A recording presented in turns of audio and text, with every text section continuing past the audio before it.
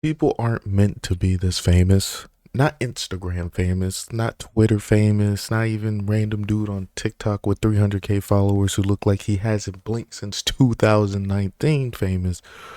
Uh, we were never built to have this much access to our psyche, our peace, our inner life, open to strangers like it's a buffet. Even when I was a kid watching Disney Channel and Nickelodeon, I used to get this weird feeling like, why are kids this famous? Why is a 12-year-old being treated like a solar eclipse with a fan club? Just slowly watching this kid grow darker and darker. Uh, Maybe the opposite in some cases, because think about it, even a small friend group can drain you. If you're the one popular one in the circle, your family loves you, your friends want to hang out with you because they think you're interesting, and and you feel the reciprocal of that, it spreads your attention pretty thin. So what happens to someone where everyone thinks that, where millions believe they're entitled to a piece of you? And yeah, we always picture the extremes like the stalker, the parasocial meltdown, the guy showing up to a celebrity's wedding like, don't worry, I'll wait for the divorce. Talking to you, Rihanna fans.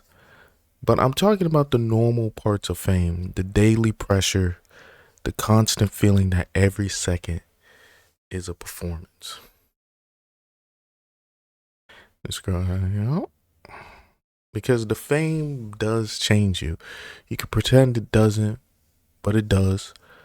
A farmer becomes Old McDonald. A woodsman becomes Paul Bunyan. A regular dude gets a Twitter account and suddenly he's half an influencer, half a politician running a campaign to be the rational one online. Look at the Meat King.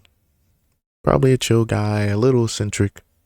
But then the internet crowns him this like Uberman, signal min maxing, liver slamming icon of masculinity, and he suddenly feels like I gotta live up to that, and now he's collapsing under the weight of the character he plays. And you could say that's on him. Even Joey Swole talked about the whole Hulk Hogan thing and him disappearing from social media right afterwards. Pretty much excommunicated himself, and I say good. Sometimes that's the healthiest option because the internet is like a town square, and if you step up to talk, even if you're just speaking from the heart, people will throw things at you. Not because they disagree per se, just because they're bored sometimes. And I don't even mean that cynically. I mean that like this is what it is. And you go to the argument online and you go like, the go-to argument is this guy's stupid.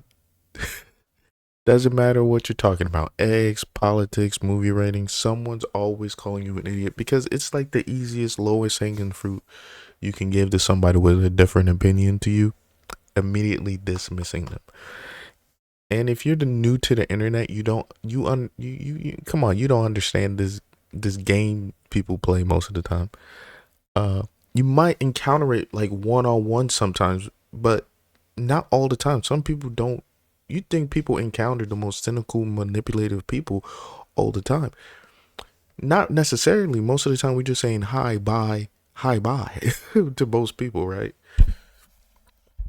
It's usually not these long extended conversations like the internet can provide you. Um, it's kind of like an MMO a little bit. Millions of new players are getting scammed every day, getting baited, getting pressured to respond to mobs they don't owe anything to. And the irony, a lot of people chasing fame don't actually want the fame, they want the validation. The inch, that itch at the top of Maslow's pyramid, that self actualization craving that never gets satisfied. And I'm not talking from some high place either. I've done this, I made videos, you chase that feeling, I guess. But it doesn't end well, it doesn't feel freeing, you don't feel more alive. Sometimes you just lose your job, man. You go on TikTok and you just say some nonsense and that's it. And the last time I checked, we kind of need jobs to like live. And then despite all this, people still ask for money even when they have money. Yeah, I'm talking to you. Anyway, that's what I wanted to say. Thanks for sitting here with me. See you in the next video.